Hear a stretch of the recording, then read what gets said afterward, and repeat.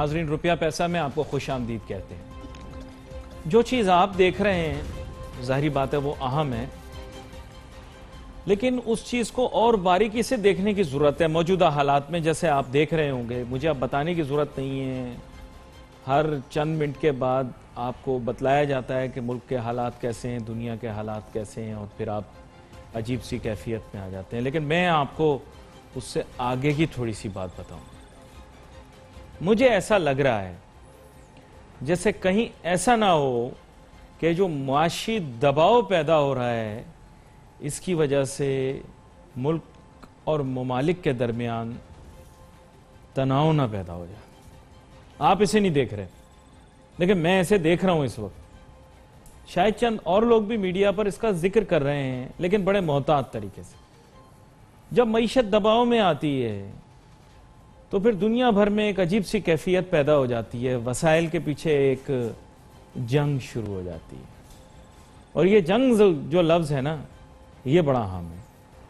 कहीं ऐसे तो नहीं कि माशी हालात इस हद तक ख़राब हो जाएं कि ममालिक के दरमियान तनाव शुरू हो जाए। हो भी गया है थोड़ा बहुत। अगर आप आज के हालात में देखें तो पाकिस्तान और हिंदुस्तान के दरमियान तनाव बढ़ रहा है।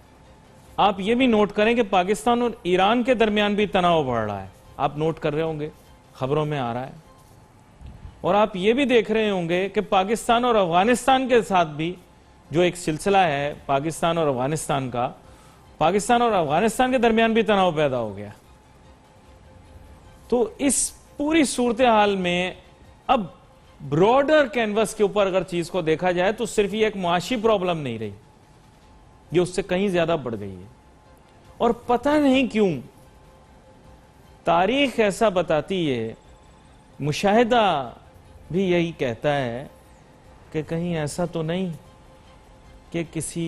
खुदा ना खास्ता, अल्लाह ना करे, किसी जंग का आगाज हो जाए। फिर तो मईशत को आप भूल ही जाएं, फिर तो एक और नया चैप्टर खुल जाएगा। लेकिन अभी जो आप हालात देख रहे हैं और पिछले 2-3 साल से आप देख रहे होंगे कि माहौल बन रहा है। अच्छा, दुनिया भर में कहीं पर भी कशीदगी इस नौयत की पैदा नहीं की जा सकती। अगर आप और ममालिक में देखें, तरक्की याफ्ता ममालिक हैं, बेवकूफ़ तो नहीं कि आपस में जंग छेड़ लें। उनका आपस में तनाव ज़रूर रहता है। चीन और अमेरिका के दरमियान माशी जंग जारी है, आप देख रहे होंगे। लेकिन उस माशी जंग को कभी कोई और शक्ल नहीं देंगे। वो सिफारती हद तक रखेंगे, तिजारती हद तक रखेंगे। अच्छा, और आप देख लें, रूस और अमेरिका वाला चैप्टर तो अब तकरीबन क्लोज है, क्योंकि एक अमेरिका ने ऐसा तासुर दिया, यूनिपोलर वर्ल्ड बन गई। अब इसके बावजूद कि रूस एक ताकत जरूर है, फौजी ताकत, लेकिन माशी ताकत को आजकल अहमियत दी जाती है। तो अमेरिका अपने आप को कहता है कि साहब मेरी इकोनॉमी तो काफी ज्यादा बड़ी है, तो वो रूस अमेरिका वाला सिलसिला भी नहीं बन रहा और ना ही तनाव उस हद तक पहुंचा है। बल्कि रूस ने तो अपने आप को दुनिया से इंफॉर्मेशन वाइज देखें बिल्कुल अलहदा कर लिया। आपको रूस के मुतालिक कोई खबर नहीं मिल रही। सही कह रहा हूं, गलत कह रहा हूं? उसकी वजह यह है कि वक्ती तौर पर उसने अपने आप को अलहदा कर लिया। तो जैसे मैंने आपको बताया कि ये जो बड़ी, जिन्हें कहा जाता है दुनियावी लिहाज से ताकतें हैं,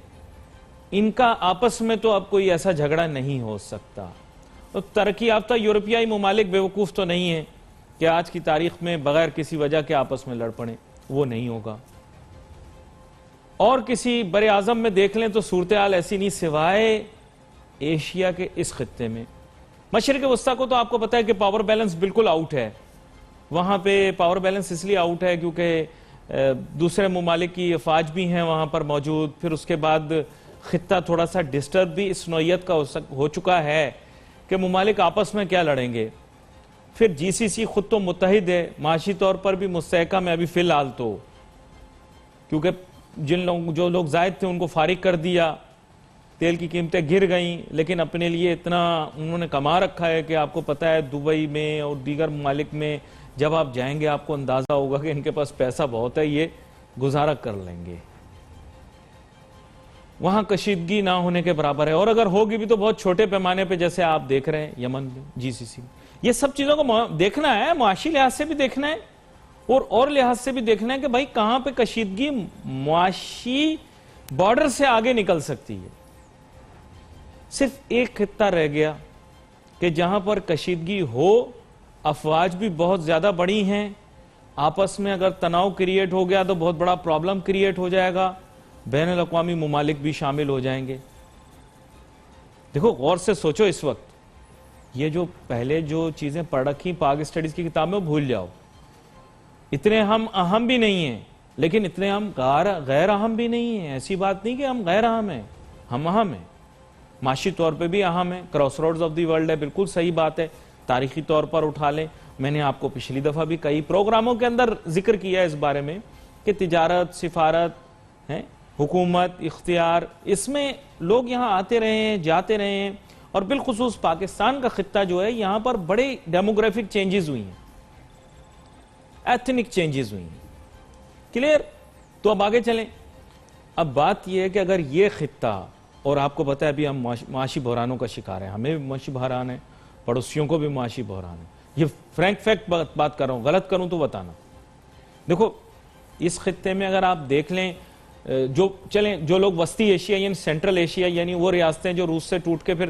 نئی ریاستیں بنی ہیں، امیر ہیں، کافی بڑی ہیں، رقبے میں، لیکن وہ آپس میں کیوں لڑیں گی؟ کوئی لڑنے کی وجہ نہیں بنتی نا، آج کل کی کیفیت میں بات ہو رہی ہے پلیز۔ تو وہ معاشی طور پر بھی آپ کہہ سکتے ہیں کہ وہاں پر یا استحکام ہے، یا وہ اتنے معاشی طور پر شاید غیر اہم ہیں، وسائل ان کے پاس بہت ہیں، کہ وہ معاملہ ایک طرف رکھ دیا گیا۔ اب کشیدگی صرف ان 4 ممالک کے درمیان ہو سکتی ہے۔ ایک لینڈ لاک کنٹری ہے Afghanistan, Iran oil rich country ہے، پاکستان میں یہ نہیں کہوں گا ریسورس رچ ہے، لیکن ہماری جو اہمیت ہے میں بار بار بتاتا ہوں پروگرام کے اندر کہ ہم کتنا اہم ملک ہیں اس حساب سے۔ اور ہندوستان رقبے کے حساب سے بھی، آبادی کے لحاظ سے بھی کافی بڑا وسیع ملک ہے، اس کی اپنی جگہ ایک اہمیت ہے۔ یہ ایک علیحدہ بات ہے کہ پاکستان اس کا 1/5 ہے، لیکن ہم سے وہ ڈرتا ہے اور بہت گھبراتا بھی ہے۔ اس کی وجہ یہ ہے کہ ایک عجیب قسم کا ایشو اور پرابلم کریٹ ہو سکتا ہے یہاں۔ تو اگر اس چیز کو آپ ایک پڑھے لکھے نظریے سے دیکھیں اور کشیدگی کے اس وقت کو آپ غور سے دیکھیں، مجھے آگے گڑبڑ دکھائی دے رہی ہے۔ آپ کا میں نہیں کہہ سکتا، ناظرین آپ بھی ذہین ہیں، ہمارے ملک کے اندر تو ہر آدمی جو ہے وہ تجزیہ کار ہے، اس کو لگتا ہے کہ اس کو دنیا کے بارے میں سب کچھ پتا ہے، لیکن دیکھیں معاشی بحران سے آگے بھی مجھے دکھائی دے رہا ہے یہ بڑا برا گڑبڑ ہونے والی ہے، یہ میں بتا دوں۔ اور میں یہ نہیں کہتا کہ نعوذ باللہ غیب کا علم کسی کے پاس بھی نہیں ہے، مشاہدے اور تاریخ کا مطالعہ کر کے ہی آپ کو بتا سکتے ہیں۔ اور مشاہدہ اور تاریخ اس چیز کی طرف اشارہ کر رہی ہے کہ اگر کہیں دنیا میں کشیدگی ہوگی ان حالات کی وجہ سے تو وہ یہاں اس خطے میں ہوگی۔ اور اس کو اب سالو کیسے کرنا ہے؟ اس کو سالو کرنے کا طریقہ یہ ہے کہ پڑھے لکھے ذہین لوگ جو ان 4 ممالک میں رہتے ہوں، اور میں آپ کو بتا سکتا ہوں ان 4 ممالک میں اچھے پڑھے لکھے ذہین لوگ رہتے ہیں، تو یہ آپس میں مل کر یہ فیصلہ کریں کہ اس خطے میں امن برقرار رکھا جائے، اس کے باوجود کہ معاشی طور پر اتنے زیادہ بحران پیدا ہو جائیں گے کہ میں آپ کو بتاؤں کہ یہ خطہ بہت سخت دباؤ میں آ جائے گا، اور پھر آپسی کشیدگیاں علیحدہ ہیں جن کا تعلق معیشت سے نہیں ہے۔ تو 4 ممالک کے پڑھے لکھے لوگوں سے میں یہ کہتا ہوں کہ اس بارے میں تھوڑا سا غور کریں کہ امن و سلامتی کیسے قائم کی جائے۔ بریک کے بعد واپس آتے ہیں، پھر اسی گفتگو کو معاشی اشاریوں کے ساتھ ملا کر آپ کے ساتھ کریں گے۔ Let's take a short break.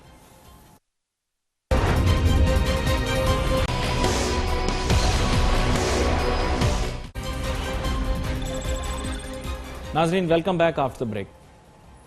بات بریک پہ جانے سے پہلے ہم یہ کر رہے تھے کہ جناب یہ معیشت تک محدود نہیں چیز جو ہے نا، یہ معاشی حالات تو اپنی جگہ ہیں،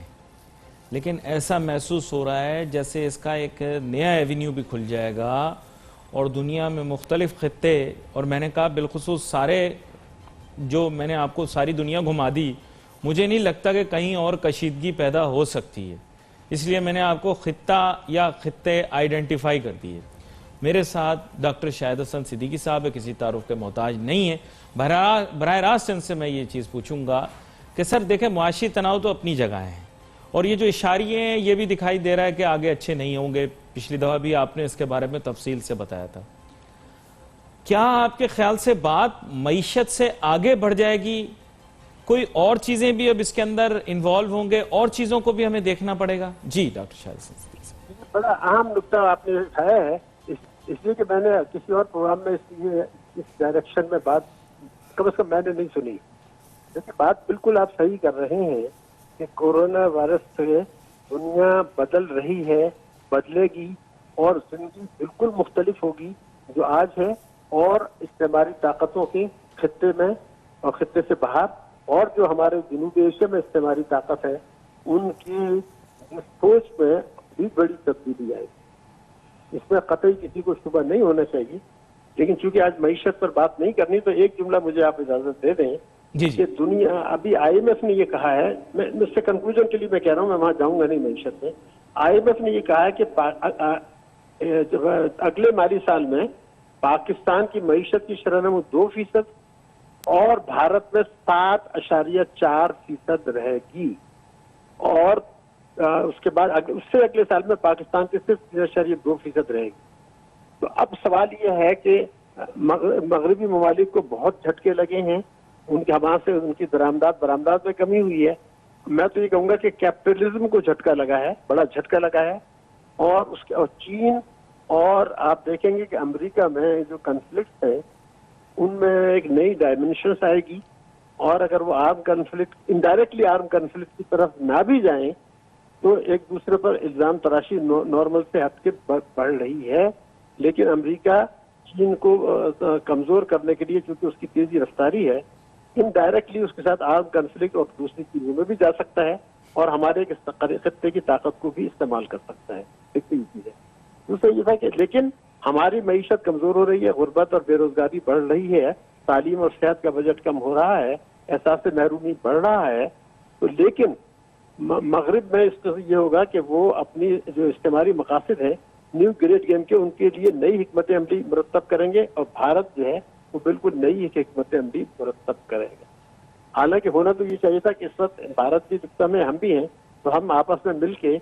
سوچتے کہ اس کے وبا پر کیسے قابو پائے جائیں، لیکن بھارت کی سوچ اس سے بالکل مختلف ہے۔ تو مجھے خوف یہ ہے کہ جو تبدیلیاں آئیں گی اس میں امریکہ کی سپورٹ سے نیو گریٹ گیم کے تحت بھارت اپنے استعماری مقاصد کو استعمال کرتے ہوئے دباؤ بڑھائے گا، کیونکہ ایک چیز ہم نے دیکھی کہ اس وقت جتنا ظلم مسلمانوں پر بھارت میں اور کشمیر میں ہو رہا ہے اس کی مثالیں دنیا کی تاریخ میں بہت کم ملیں گی، لیکن ہمارے جو امت مسلمہ ہے اس کی جب آپ حالت ظاہر یہ دیکھتے ہیں، رسول صلی اللہ علیہ وسلم نے تو فرمایا تھا کہ پورا انسانی جسم امت جو ہے ایک جسم کی طرح ہے، لیکن جو مسلمان مارے جا رہے ہیں چاہے وہ کشمیری ہیں یا بھارتی مسلمان ہیں، اس کے لیے اسلامی دنیا میں کوئی ایسی آواز اتنی طاقتور نہیں آئی کہ جو بھارت کو دھمکی دے کے رائے راست پر جائیں۔ دوسری طرف ایک امت نہیں، لیکن ایک چیز میں ڈسکس کر رہا تھا بریک سے پہلے، وہ یہ تھا کہ امت مسلمہ کا آپ نے ذکر کیا،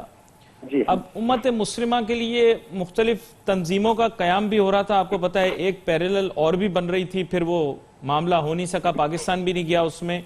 تو وہی ذکر کر رہا تھا کہ اگر مشرق وسطیٰ کی بات کریں تو وہاں پر تو کشیدگی کے مواقع نہیں ہیں، اگر کانفلکٹ ہے بھی تو بہت لو اسکیل کے اوپر ہے، لیکن ہے ضرور، لیکن لو اسکیل پر ہے، اور اس کی وجہ سے کوئی بین الاقوامی انتشار پیدا نہیں ہو سکتا۔ نہیں، وہ اس طریقے سے ہو سکتا ہے کہ یہ مغربی ممالک کے زیر اثر اپنے پڑوسیوں میں بہت پہلے کے مقابلے میں زیادہ آ جائیں گی،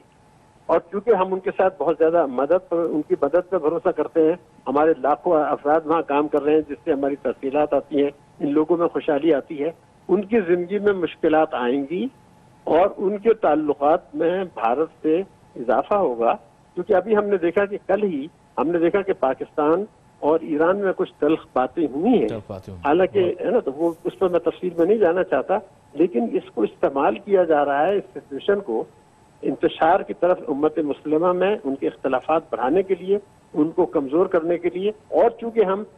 بیرونی امداد، بیرونی قرضوں اور بیرونی ریمیٹنسز پہ انحصار کرتے ہیں تو ہم زیادہ تیزی سے اس کا اثر قبول کریں گے، جس سے کہ ہماری بہت سی چیزیں جو ہیں وہ متاثر ہوں گی، جس میں غربت بھی ہے، بے روزگاری بھی ہے، سیکورٹی بھی ہے، ہمارے اپنے لوگوں کی یکجہتی بھی ہے، کیونکہ بہرحال پاکستان میں بڑے پیمانے پر دوسرے فرقے کے لوگ بھی موجود ہیں۔ تو ان چیزوں سے مجھے بڑے خطرات لگتے ہیں کہ اگر ہمارا انحصار بہت زیادہ باہری پر ہو تو ہم تو اس میں جو ہے بہت کمزور پڑ جائیں گے. اور بھارت میرے خیال سے, اللہ تعالیٰ میری بات غلط ثابت کرے, لیکن بھارت تو کچھ طاقت پکڑتا ہوا نظر آ رہا ہے. اتنا کچھ ظلم کرنے کے بعد اگر اس پہ نفرت کا اظہار نہیں کیا جا رہا, اگر کم سے کم وہاں سے سفیر ہی واپس بلا لے اپنے, اور ان کو دھمکی دے کہ اگر آپ نے مسلمانوں کو مارنا نہیں چھوڑا تو ہم آپ کے لوگوں کو واپس بھیج دیں گے, تو ان کی اصلاح ہو جاتی ہے. لیکن ایسا کچھ ہو نہیں رہا ہے. ایک بات میں کروں گا, نام لیے بغیر, آپ جانتے ہیں میں کس ملک کا ذکر کروں گا. خطے میں اصل میں ایک ملک ہمارا بڑا قریبی دوست بھی ہے جس کے اوپر ہم بہت زیادہ انحصار کرتے ہیں, تو وہ بھی بالکل خاموش ہے, کوئی بات وہاں سے آ نہیں رہی. ہمیں تو کہا گیا تھا یہ اسٹریٹجک منصوبے اگر ہم ان کے ساتھ شروع کریں گے تو ہمارا کسی نہ کسی طریقے سے, کیا کہتے ہیں اسے, پیٹرونیج بھی ملے گی ہمیں, پروٹیکشن بھی. ویسے پروٹیکشن کا لفظ تو نہیں کہنا چاہیے, پروٹیکشن تو صرف اللہ سے ہی ڈھونڈنی چاہیے, لیکن ایسا تاثر دیا جا رہا تھا کہ پیٹرونیج ملے گی ان کی طرف سے, تو وہ تو کہیں آئی نہیں بلکہ وہ بھی دوسری طرف چلی گئی ہے. اب یہ ہے کہ آپ نے عام بات کی, آپ کو یاد ہوگا شروع میں ہم نے یہ کہا تھا کہ $30 ارب کے انویسٹمنٹ وغیرہ یہ سب باتیں چھوڑ دیں, یہ سیاسی باتیں ہوتی ہیں, لیکن ہم بھی اس کو سیاسی کھیل بنا رہے تھے. لیکن اب ایک نئی تبدیلی آ گئی ہے, اس کو ہمیں اور آپ کو غور کرنا پڑے گا, اور وہ یہ آئی ہے کہ فائنینشیل ایکشن ٹاسک فورس نے یہ کہا ہے کہ اب ہم 1 سال تک متحدہ عرب امارات کو فائنینشیل جو ہے وہ ٹیررزم اور منی لانڈرنگ میں انڈر آبزرویشن رکھیں گے. یہ آپ کے اس کو کہا گیا ہے 1 سال تک وہ انڈر آبزرویشن رہے گا. تو ہمیں تو وہ $4 ارب سال کی ریمیٹنسز بھیج رہا ہے, اور پچھلے 6 سال میں $25 ارب آ گئے. اگر خدا نہ خواستہ وہاں کوئی ایسی چیز آتی ہے, اور ہمارے یہاں کے جو قوانین ہیں آپ کو پتہ ہے کہ 1 کروڑ تک کی ریمیٹنس پر 1 سال تک نو کوشچن آسک, اور 1 کروڑ سے اوپر جو ہے وہ صرف FBI کر سکتا ہے, ISI نہیں کر سکتا. تو ہمیں بھی وہ اس میں جھٹکے میں لیں گے. اور جو ہے UAE پر یہ شروع ہو گیا. سعودی عرب کی جس پارٹی کے ساتھ یونائٹڈ بینک کی ڈیلنگ تھی, اس میں یونائٹڈ بینک پہ جو ہے وہ حبیب بینک پر فائن ہوا, اور اس کی شاخیں امریکہ سے بھی بند ہو گئیں, یونائٹڈ بینک کی بھی بند ہو گئیں. تو یہ ترسیلات اگر ان ملکوں سے بند ہوتی ہیں, اور یہ جو جس طرف ہم جا رہے ہیں, اور ہمارے کے IMF, FATF, امریکہ گنڈا ہے, اور امت مسلمہ ہماری مدد کو نہیں آتی, اور ایک ہمارا پڑوسی ملک جو ہے جو ماسک پہ بہت زبردست ہماری مدد کرتا رہا تھا, اپنے عہدے دیتا رہا تھا, وہ بھارت کو اس نے زیادہ دی ہے. تو ہم تو ہمارے گرد تو ایک پریشانی کی چیز ہو رہی ہے. تو چونکہ آپ کا محور پاکستان بھی ہے, تو آپ نے تو اس سے زیادہ کئی بات کر دی جو میں توقع کر رہا تھا. مجھے ایک چھوٹی سی بریک لینی ہے, بریک کے بعد واپس آئیں گے. ناظرین دیکھیں کہ جو ڈسکشن ہو رہی ہے کس نوعیت کی ہو رہی ہے, اور ہمارے ہاں میڈیا پر ایسی بات نہیں کہ نہیں ہوئی, ایک صاحب ہیں جو کرتے ہیں ہمیشہ اس طرح کی ڈسکشن, لیکن اس کے بعد ہم کرنے کی کوشش کر رہے ہیں تاکہ یہ بات تھوڑی کیلکولیٹڈ آ جائے تھوڑی سی. Let's take a short break.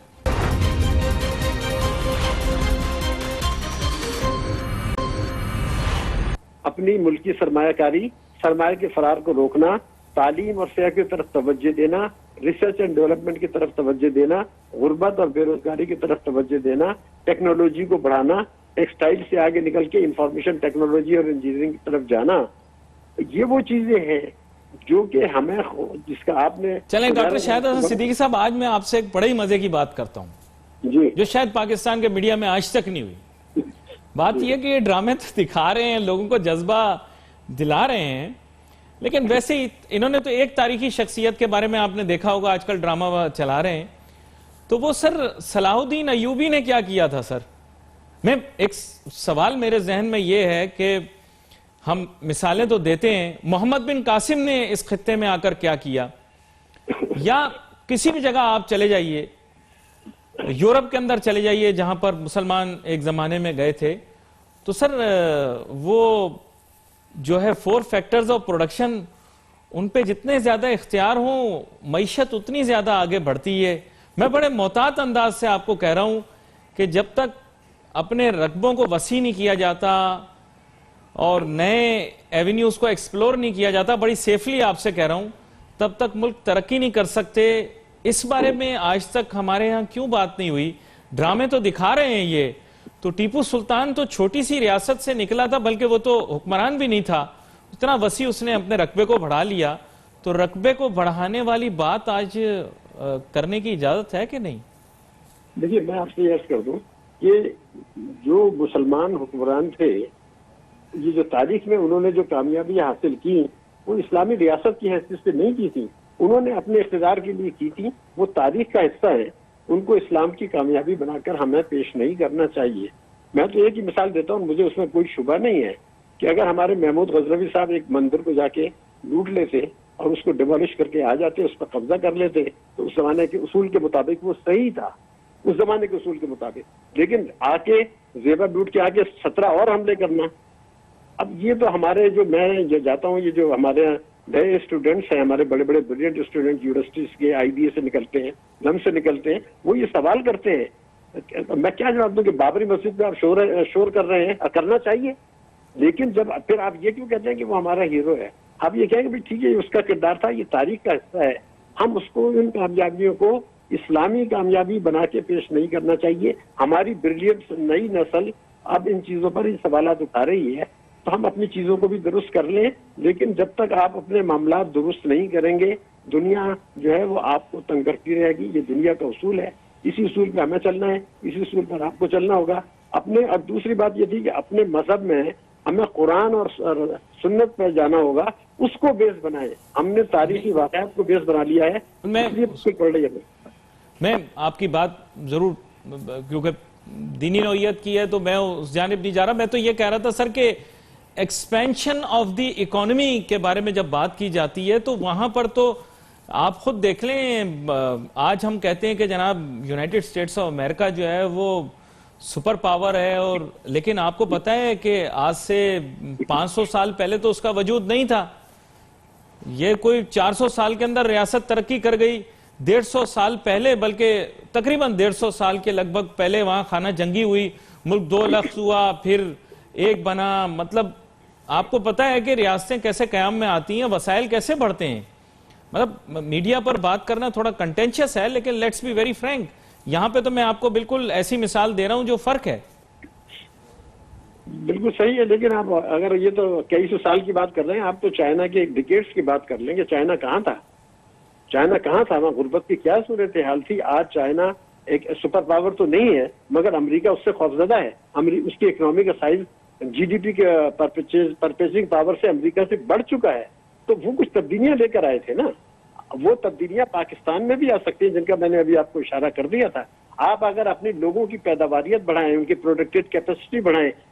کسانوں کو مضبوط کریں، انجینئرنگ کی طرف جائیں، سائنس کی طرف جائیں، ووکیشنل ٹریننگ کی طرف جائیں، تو پاکستان کیوں نہیں 8 سے 10% کر سکتا؟ میں نے جو ریسرچ کی ہے اس میں ایگریکلچر پاکستان کا 5 گنا بڑھ سکتا ہے اگر آپ نئے طریقے استعمال کریں، ریسرچ کریں، پانی دیں، تو اگر 5 گنا ایگریکلچر بڑھتی ہے تو 12 کروڑ آدمیوں کی آمدنی 5 گنا بڑھ جائے گی۔ اگر آپ ٹیکسٹائل کے بجائے IT اور اس کے علاوہ ٹیکسٹائل کے ساتھ آپ IT اور انجینئرنگ پہ جائیں، تو میں صرف ایک جملہ آپ کو بتا دوں، دنیا بھر کی جو برآمدات ہیں اس میں ٹیکسٹائل کا حصہ 5% ہے جس پر آپ کمپیٹ کر رہے ہیں، اور انجینئرنگ کا 50% ہے جس میں آپ تقریباً 0 ہیں۔ تو آپ کو بھی تو نظر، ہمیں بھی تو پتا ہے نا کہ ہمارا راستہ کامیابی کا یہ ہے، ہم ہندوستان سے ہم آگے کیوں نہیں جا سکتے؟ ٹھیک ہے صاحب، اس لیے کہ ہندوستان کے پاس تو کولیسٹرول ہے، ہمارے پاس کولیسٹرول نہیں ہے۔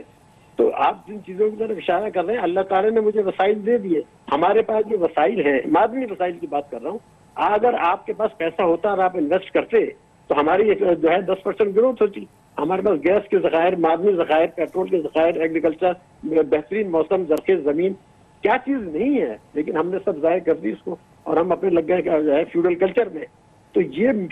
ہمارا جو میڈیا ہے، آپ برا نہ مانیں، وہ پولیٹیکل کے جی کل اس نے یہ کہہ دیا، اس کے کیا نتائج ہوں گے اس سے چھوڑیں، آگے نکلیں، پاکستان کو ترقی کی طرف لے جانے میں، عوام کو ایجوکیٹ کرنے میں کردار ادا کریں۔ اب میں آپ کو ایک جملہ یہ بتا دوں، جو آپ نے شروع میں کہا تھا، کورونا کے بعد ساری دنیا میں اہمیت ہوگی تعلیم کی اور صحت کی، کیونکہ پاکستان میں ہم نے یہ دیکھا کہ جس وقت کورونا کے پیشنٹس آئے تو جو دوسرے پیشنٹ تھے ان کو دھکے دے کے نکال دیا گیا، جو داخل تھے کہ جگہ نہیں ہے۔ تو یہ تو پھر آپ کیا کر رہے ہیں؟ تو تعلیم کی طرف جائیں، صحت کی طرف جائیں، جس کا بجٹ ہم نے 1600 ارب روپیہ کم کر دیا ہے اس حکومت نے اپنے منشور کے مطابق، جس میں 4 صوبے شامل ہیں۔ تو یہ چیزیں ہیں کہ اب بدلیں اپنے آپ کو، تعلیم پہ جائیں، ٹیکنالوجی میں جائیں، صحت پہ جائیں، اور جو آپ نے استعمال کیا سیلف ریلائنس کی طرف جائیں، تو پاکستان تو اس خطے کا طاقتور، خوشحال اور مضبوط بننے کی صلاحیت رکھتا ہے، پھر دنیا آپ کی عزت کرے گی۔ اگر یہ آپ نہیں کرتے مراد دیتے چلے جاتے ہیں کہ ٹیکس کہ چوری کا پیسہ بزنس میں لگا تو معاف کر دیا. یہ کوئی طریقہ ہے؟ ملک چلانے کا یہ طریقے نہیں ہے. خدا کے لیے لوگوں کو ایجوکیٹ کریں. چلیں اس موضوع کے اوپر بھی آگے آنے والے دنوں کے اندر ضرور گفتگو ہوگی، لیکن ناظرین یہ بات جو میں نے کی ہے سوچ سمجھ کے کی ہے، لیکن پھر بھی میرے خیال آج تک میڈیا پہ ہوئی نہیں تھی. پھر بھی میں نے کچھ کہتے ہیں نا کہ الفاظ کو اپنے تبدیل کیا، کچھ خود کو روکا، ایسے الفاظ استعمال کیے کہ آپ تک معنی پہنچ تو گئے. اب دیکھیں اس کے بارے میں کیا سوچتے ہیں. رویہ اور سوچ جو ہے وہ وقت کے ساتھ ساتھ آپ کو بتایا جا رہا ہے کہ ایسے ہوا تاریخ میں، تو ایسے ہوا ویسے ہوا، تو ایسے ہی تو نہیں ہوا نا. اور وہ مشن اپنی جگہ موجود ہے، اس مشن کو کون مکمل کرے گا اس کے بارے میں سوچنا پڑے گا، ورنہ ٹی وی پر دیکھتے رہو ڈرامے اور خوش ہوتے رہو. We wait for your messages on Facebook. یہاں پہ علی ناصر ہماری ٹیم کو اجازت دو. اللہ حافظ.